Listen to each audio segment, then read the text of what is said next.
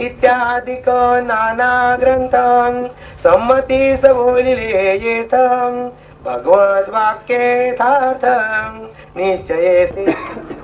श्री समर्थ सद्गुरू सिद्धरामेश्वर महाराज यांच्या या ठिकाणी 105 वर्षापूर्वी जन्म झाला होता. म्हणून ते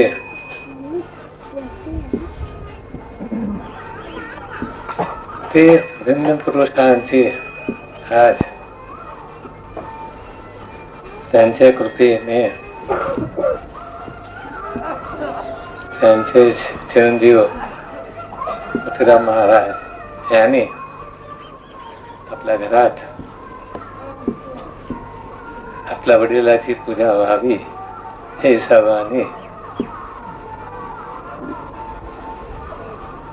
1954 साली श्री समर्थ सिद्धरामेश्वर महाराज यांच्या अस्थी जन्म घेतला देवरूपाने. त्या अग्नीने भस्म झाला. उरला काय? एक अस्तित्व. ती अस्थितीची स्थापना तुकाराम महाराजांनी एक आपले कुळदैवत म्हणून केली.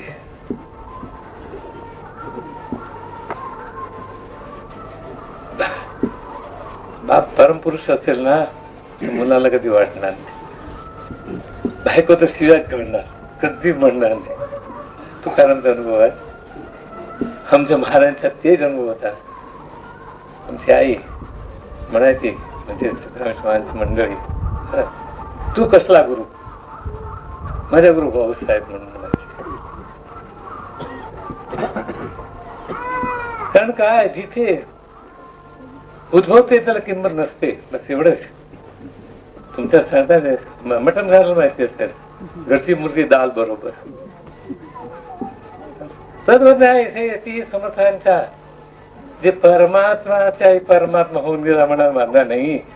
ज्यांनी असं म्हणले मी कृष्णाचा बाप आहे, ते आधारावर बोलतो असं म्हणले. ते जी मी ज्ञान सांगतो ती आधारावर बोलतो. भगवद्वाक्य यथार्थ निश्चय असे म्हणून सांगितलं इथे. सर्व ग्रंथाच्या संमती भगवद्वाक्य यथार्थ ती सर्वांच्या संमती घेऊन आणि महाराजांनी म्हणतो मी कृष्णाचा बाप आहे आणि त्या रीतीने ती प्रमाणे ती योग्यताने हे ज्ञान सांगतो. परंतु आपल्या घरामध्ये केव्हा किंमत नसणारच ते नसावी असं म्हणतो. कारण घरच्या माणसाने पूजला तर काय किंमत आहे असं म्हणतात. स्वार्थाने पूजतात. घरचे माणसं पूजा करतात कशाला? स्वार्थ करतात. दुसरं आहे काय?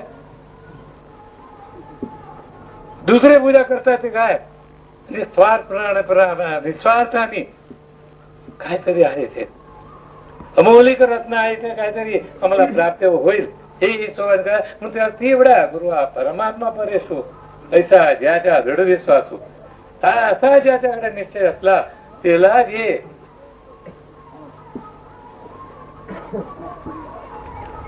आत्मप्राप्ती किंवा ईश्वर प्राप्ती सर्व करता नाहीच. योगियांचे ब्रह्माग्य अंगी बाणे ते वैराग्य म्हणून सांगितलंय. ही वैराग्याशिवाय कळणार नाही. तसं अंगी बाणे वैराग्य ती योगी असला. बाह्य योगी म्हणजे साधू होऊन फिरणारा, योग्य योग करणारा. तरी ते त्यागी नव्हे. खरं त्यागी कोण? अंगी बाणे ती वैराग्य. ते म्हणजे काय? जे तू आता आपल्याला म्हणतो ते नाही आहे एवढंच म्हणायला पाहिजे. बरं जे तू होऊन बसलाय ते मी नव्हे हे दिवशी कळेल ते खरा वैराग्य. बाकी सर्व फुकट आहे. केवढा वैराग्य केला तर काय करणार आहे? वैराग्य म्हणजे जे तुझ्या नाही ते सोडतो. तुमच्या नाही ना ते सोडता. काश्मीरमध्ये गेला ना ते तिकडे सांगतात काहीतरी सोडा देवाजवळ. कारले आवडत नाही ना, अरे कारला सोडला मी म्हणतो. वैष्णव म्हणतो कांदे सोडले खात नाही म्हणून. हं? नाही ते सोडतात. सर्व जे हे तुमचे नव्हे ते सर्व तुम्ही सोडता. पण हे सर्व तुमची कोणाच्या आधारावर आहे? तुझ्या आधारावर. जर ते गेला, मूळ गेला तर सर्व फुकट गेला की नाही, खलास नाही. मुळाचा नाश केला तर वाढायचे बंद होते की नाही. तद् नाही ते अंगी बाणे ते वैराग्य म्हणजे आपण नव्हे, तो परमात्मा सर्वांमध्ये भरलेला आहे. कुठे त्याच्याशिवाय काही नाही हे जेव्हा निश्चय बसेल म्हणजे आपणा विणे अनुभव घेणे.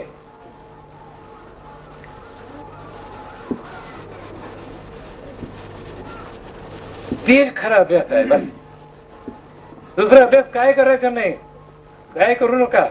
आपणा विणे आपण सोडून सर्व करा, चालेल. आपल्याला सोडून काय करणार म्हणता ना. आपणा विण तुम्ही करा, चालेल म्हणला. तू नाही तर कळणार कोण? कळणार संपला, काही राहिलं नाही. तू आहे म्हणून सर्व आहे पिढ्या, तू नाही तर काय. अरे जिस घर में आपा बचवा साहेब क्यों समाय. तू आहे म्हणून ते नाही ना, तू बाजूला होतो आहेच. त्याच्याले का त्याकरता काय करायचं आहे तुम्हाला? जे जे करणे ते अपाय. काय करायला गेलं की देव प्राप्त करणार, रामायण वाचून प्राप्त करणार रामाला शक्यच नाही केव्हाही. महाभारत वाचून कृष्ण प्राप्त करणार होणार नाही सांगतो. त्याच्या चरित्र लिहिलं आहे, ते त्याचे गुण गायलेला आहे. तो ते नव्हे, तो त्याच्यापेक्षा निळा आहे काहीतरी. तर सांगायचे तू काय ते मुंडा एवढा कशावर गेला. ती परमात्मा आज ही जागावर जन्म घेऊन आज त्यांच्या मोतीराम महाराज त्यांच्या चिरंजीवांनी काय केलंय, सत्ता आता त्यांची समाधी केली. ती समाधी नुसतं दैवत केलं होतं. काही पूजा करत नव्हत्या कधी सांगतो त्यांच्या तोंडावर बोलू नये. परंतु आम्ही आलो ना एवढं त्याच्यावर धुळलं असणार. साफ करायला पाहिजे आम्हाला. आम्हाला चालत नाही ना. आम्हाला एवढा कचरा लागला तर आमच्या प्राण खाली होते ते व्यक्ती करता.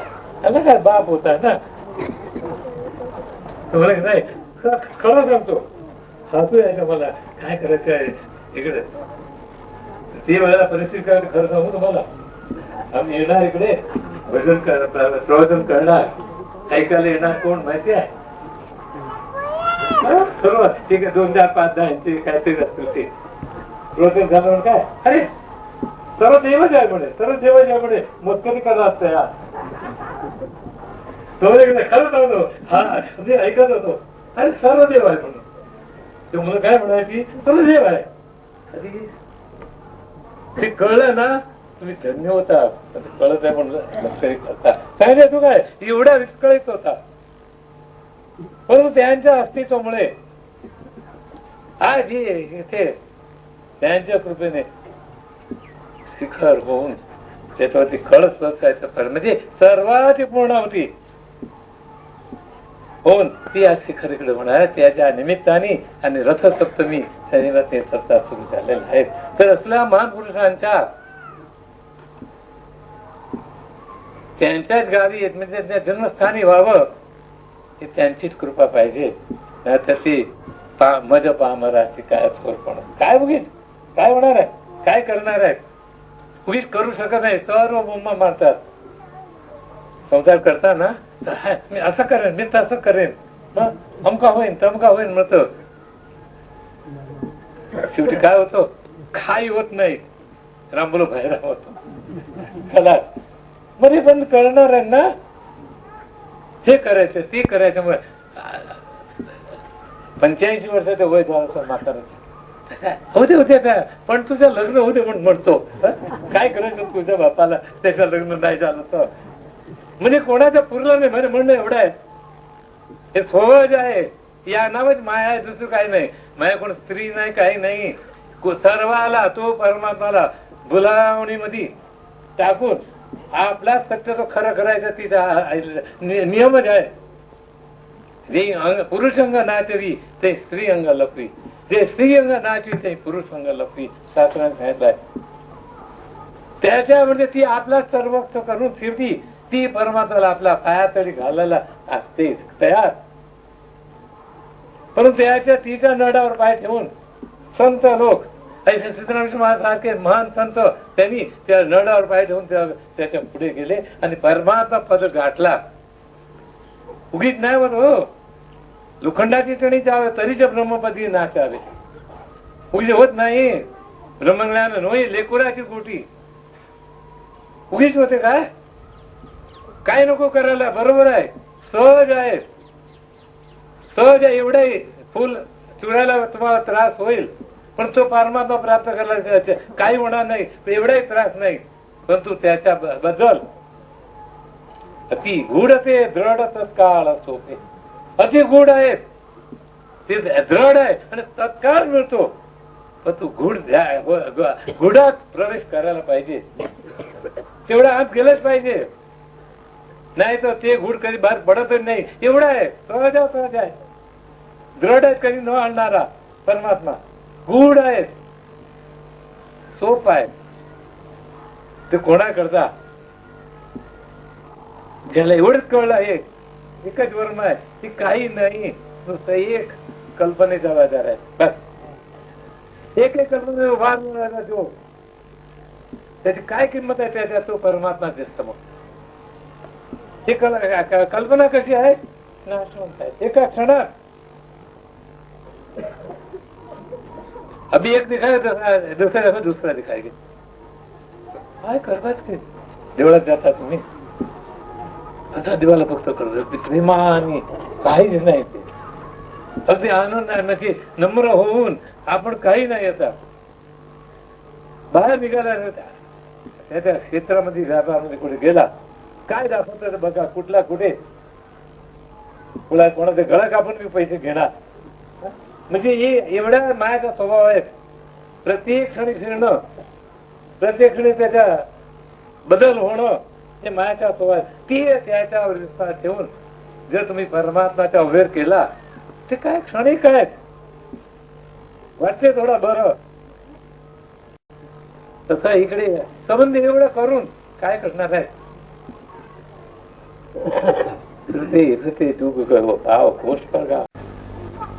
जन्मपर्यंत फिरला पण गाव गाठला नाही. गाव गाठला का नाही खरं माहिती नाही, म्हणून खरं माहिती ती घराजवळ गेला पण परत आला तिकडे. तसा हे पारमार्थामध्ये एकच आहेत, ते मायाला ओळखून तिची नळी मोडून आपण त्याच्यावर पाय देऊन आपण त्याच्यापुढे परमात्मा सहज आहेत. मग तुम्ही जे दाखवता ना ते नसतात, परमात्मा जे दाखवतो तेच असतो. बस एवढाच फरक आहे. बस तर येथे काय ती असल्या महापुरुषांच्या इथे भव्य समारंभ होणार आहे, परवा कळत करणार आहे. ही सर्व धन्यवाद आमचे मोतीराम महाराज जाते. त्यांनी केलं नसतं असं, समाधी केली नसतं तर काय असो, तेवढे त्याच्यात विसंगता असो, तरी पण त्यांनी केलंय म्हणून त्याला ते धन्यवाद आहेत. त्यांना ते धन्यवादासाठी कुठलाही शब्द माझ्याकडे नाही. कधी नसतं ना तर कळणं कठीण होतं. मुळात नाही तर कुठं करायचं. हे आहे ना, ठेवली आहे, मग काय म्हणणार उचलायला. तर एवढं त्यांच्या विरुद्धही सांगितला, त्याच्याबद्दल वाईट वॉश एवढा आहे, एवढं जात नाही, राहतच नाही, काय तरी बोललेलं काय. म्हणून आज समारंभ इकडे होण्यात आलाय. गणेश महाराजची कृपा आहेत, ते चिरंजीव आहेत, त्याच्यामुळे या सप्ताहाची सुरुवात आहे. उद्या भजन होणार दुपारच्या रात्रीच्या आपल्या नियमाप्रमाणे. परवा सकाळी बरोबर मुहूर्त ठरवलाय आम्ही 10:15 वाजताला कळस चढवला आणि नंतर समाप्ती करून पालखी निघून आम्ही इथून परत जाणार. हे सर्व सोपून यायला आता बघा तुम्ही असा निश्चय पाहिजे मी लग्न केला म्हणून. 9 वाजता आमच्याकडे वाजला तो करू समजलं ते प्रश्न काय काढू नका ते काळ ना वेळ समज ते काळ कुठला काळ हे काय नाही कुठला मूर्त उगीच म्हणला मूर्त ते त्यांनी उभं राहिला तेच मूर्त त्याच्या कळत बसला तेच खरा ब्रह्ममूर्त आहे असं समजा मग फायदा तू काय ते ठीक आहे भगवत भक्ती जगामध्ये त्यांनी परमात्माच्या स्थिती प्राप्त होते 9विधा भक्तीमध्ये श्रवण पासून शेवटी भक्त नाहीसा झाला पाहिजे तो जे होणार आहे शेवटी सर्वांच्या नाहीनाश करून आपणच बसायचं आहे आपणच बसायचं आहे शेवटी काय सर्व सोडणं उरतो कोण झोपल्यानंतर कोण होते तुम्ही होता म्हणजे सर्वांना गुंडाळून आपण परमात्मा खरा तो त्यात खरा परमार्थ आहे दुसरं कधी काय जगामध्ये काही नाही तर सांगायचं काय की आजच्या जे समारंभ त्यांच्या दिवोळ शिखर समाधी ते कळत बसणार आहे त्याच्याकडे समारंभ सुरू झाला दुसरा ते समर्थांच्या जे प्रत्येक शब्द म्हणजे अमृतवाणी ज्योती साधा सरळ शब्दामध्ये म्हणजे त्याला इंग्लिशमध्ये सिंपल वर्ड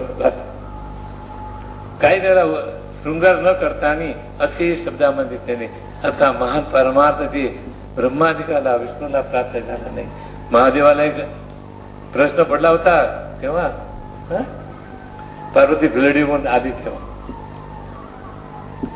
महादेवाला इथे प्रश्न पडला होता म्हणजे असा लोकांना प्रश्न पडून परमार्थ करायचं कठीण आहे ते परमार्थ त्याच्या सहज असहज तू कसंही राहा कसंही बस कसंही बोल कसंही राहा कुठली स्थिती असेल तर मी तुला परमात्मा पोहोचवतो असं त्यांचे ब्रीज केलेला साधा सिंपल शब्दामध्ये सांगून ती ब्रीज त्यांनी आपला संपूर्ण करून जी सर्व निरूपण केले आहेत त्याच्या वनखड बाबू पुढे पहिला भाग त्यांचा म्हणजे 40 प्रवचन असते काय पुढे गेलं कोण 50 प्रवचन त्यांचे आहेत त्यांच्या शब्दामध्येच लिहिणाऱ्यांनी मोडीमध्ये लिहिलं होता त्याच्या कारणी हे करून कारणी मराठी भाषांतर करून ते लिहिलं गेलेलं आहे पण त्यांच्या शब्दात काही जास्त आमच्या शांतपत न घालताना त्यांच्या सिंपल साधे शब्दामध्ये त्यांनी जे प्रवचन सांगितलं आहे म्हणजे ब्रह्मबोध केला आहे ते ज्या 50 निरूपण 28 सालीपासून आहेत आमच्याकडे उपलब्ध एवढे वर्ष काही मिळालं नाही आता काय ते योगच असते म्हणून शिखराची समाप्ती व्हावी उपलब्ध व्हावं आणि ते पण छापून एवढ्या अवधीमध्ये त्याचा बदल पुष्कळ लोकांना आभार मानायला कमी आहे मला काही होतच नाही ना काय करणार मी आता चालायचंच होत नाही तर परंतु त्यांनी हे सर्वांनी आमचे शिष्य त्याच्यात सांगतो आमचे गुरुबंधू त्यांचे शिष्य सर्वांच्या हातभार लागून म्हणजे काय एवढा भगीरथ प्रयत्न केला तो भगवान शक्य नव्हता हो अख्खा दिवशी नोकरी करून रात्रभर वाचायचा कमी आहे ते तेवढा प्रयत्न भगीरथ झाले नाही रात्रभर वाचलं लिहिलं त्यांनी सैर करायला पाहिजे अमका करायला प्रूफ पाहिजे तेवढे पाहिजे पिढा ब्रह्मा एवढाच त्याला ओळख करतो एवढी पिढा आहे ब्रह्म एवढाच आहे बिंदूले त्यांचे मन करून दाखवले पण त्याला ओळखण्याकरता एवढी पिढा आहेत कुठपर्यंत जायला आकाशाच्या माझी गुप्त पंथ जानतीचे योग्य समर्थित पण काय लागते तर त्यांचे थोडक्यात 4:30 वाजले हे ब्रह्ममुहूर्त आहे आमच्या काय करायचं आमची परिस्थिती कशी आहे लग्न लावायच्या वेळेला बाई शोधायला गेला पाहिजे म्हणजे मुलगी शोधायला जायची परिस्थिती आहे तेवढं समजून घ्या काय करायचं आम्ही राहतो मुंबईला इकडे 500 किलोमीटर लांब आमचे ते करणारे काम करणारे दुसरे 100 किलोमीटर लांब मला स्वामी सर्व तर काय करावं म्हणून त्याला तशी परिस्थिती आहे. आता खरं सांगितलं काय 9 वाजताचा टाइम कुठे धरू कसा येतो होणार काय होते. म्हणजे वाघमोडे फुल आहे सापडले वाघमोडे फुल लावणार होते सांगितलं. ते आलेच 2 वाजता 2:30 वाजता केव्हा आले. ते ब्रह्ममुहूर्त याच्या वेळचा मूर्ती ते वेळ आला होता. ते ब्रह्ममुहूर्त राहायला पाहिजे नाही. पुष्कळ मुहूर्त आम्ही काढले काय होते. हा ते परमात्माने मुहूर्त काढलाय ना. ते मुहूर्तावर तुझी गाडी चुकणार. ते आमचे कांती महाराज होते ना नाही गेले खलास झाले. सोलापूरला आले ते सत्ता करायच्या वेळेला खलास नाडी बिडी बंद सर्व. डॉक्टर घेऊन गेला ना.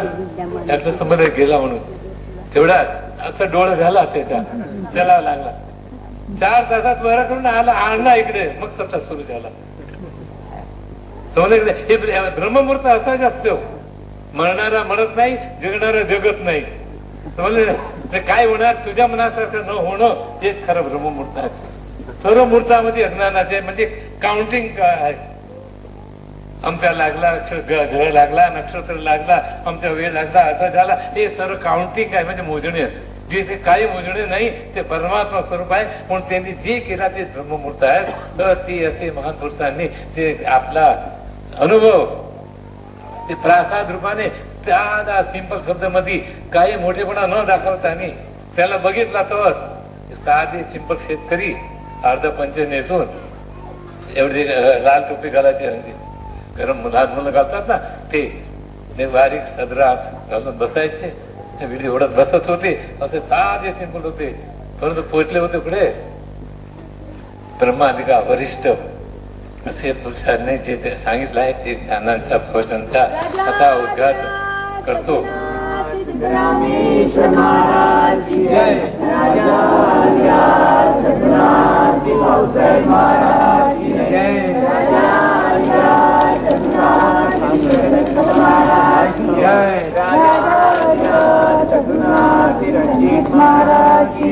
पुस्तकाचं नाव ठेवलं आहे अमृतलय. जिथे अमृतही स्वीकार पडतो ते परमात्मा पद आहे. ते गाठण्याकरिता करू नका काही संत संगत पूर्वीच्या दूर असे संतांच्या संघाने परमात्मा पदेश होऊ जातात. एक त्यांचा टच त्याचा परिसराच्या लोकांना टच लागला तो सोनं होऊन जातो ना. तसा एक संताचा एक टच म्हणजे परमात्मा परेश होता. असा ते ज्ञान बधामृत आहे. हे पुस्तकाच्या पाठन करतो. ते सर्वांनी वाचावं आणि सर्वांनी घ्यावं. घ्यायलाच आहे.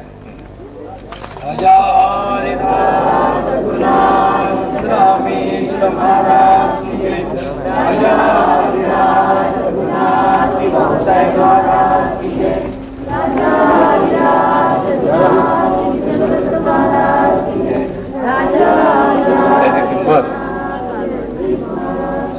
20 रुपये लिहिलेलं आहे. किंमत त्याच्यावर 30 रुपये लिहिलं आहे. कारण ते प्रचार करता तसा लिहायला लागते. त्याने घ्यायचं त्याला 20 रुपये पडणार आहे.